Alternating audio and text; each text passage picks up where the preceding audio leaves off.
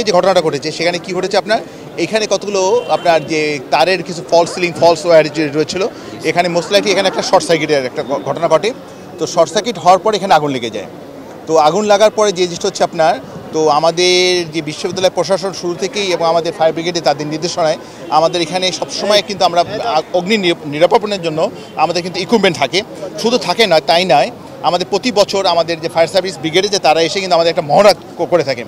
তো আজকে যে ঘটনাটা করেছে আমাদের এখানে যে আগুন যখন লেগে যায় আমাদের এখানকার আনসার বাহিনী যারা সদস্য যারা ছিলেন, আমাদের এখানে স্টাফ যারা ছিলেন, আমাদের নিজস্ব যে যন্ত্রপাতি যেগুলো ছিল ফায়ার অগ্নি নির্বাপনের যন্ত্রপাতি দিয়ে তাদের প্রশিক্ষণে যে তাদের যে সাকসেস আলহামদুলিল্লাহ তার মোটামুটি কন্ট্রোলের মধ্যে নিয়ে এসে পেরেছেন। আমাদের যখন আমরা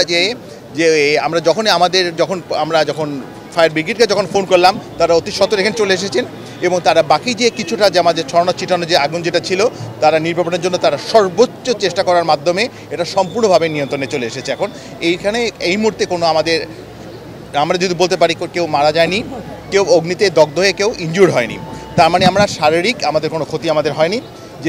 ক্ষতি যেটা হয়েছে সেটা স্থাপনার ক্ষতি হয়েছে, যেটা স্থাপনার কিছু জিনিস আমাদেরকে পুড়ে গিয়েছে। কিন্তু সবচেয়ে বড় কথা যে আলহামদুলিল্লাহ আগুনটা সম্পূর্ণভাবে কন্ট্রোলে চলে এসেছে।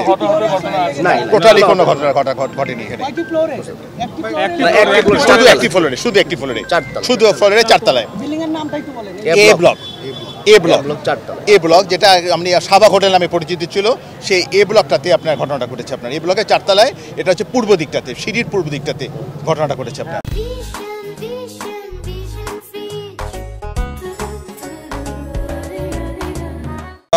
11টা 14 সময় সংবাদ পাই আমাদের কন্ট্রোল রুমে পিজি হাসপাতালের এ ব্লকে, বাংলাদেশ মেডিকেল বিশ্ববিদ্যালয়ের এ ব্লকের 4 তলায় একটা অগ্নিকাণ্ড সংঘটিত হয়েছে। সংবাদ প্রাপ্তির সাথে সাথে যেহেতু এটা বাংলাদেশ মেডিকেল বিশ্ববিদ্যালয় অত্যন্ত গুরুত্বপূর্ণ স্থাপনা, সেই বিচার বিবেচনা করে আমরা পলাশী ফায়ার স্টেশন থেকে 2টা ইউনিট এবং সদর দপ্তর যে সিদ্দিক বাজার ফায়ার স্টেশন থেকে আরও 2টা ইউনিট, পরবর্তীতে আরও 7টা ইউনিট আমরা ঘটনাস্থলে নিয়ে আসি।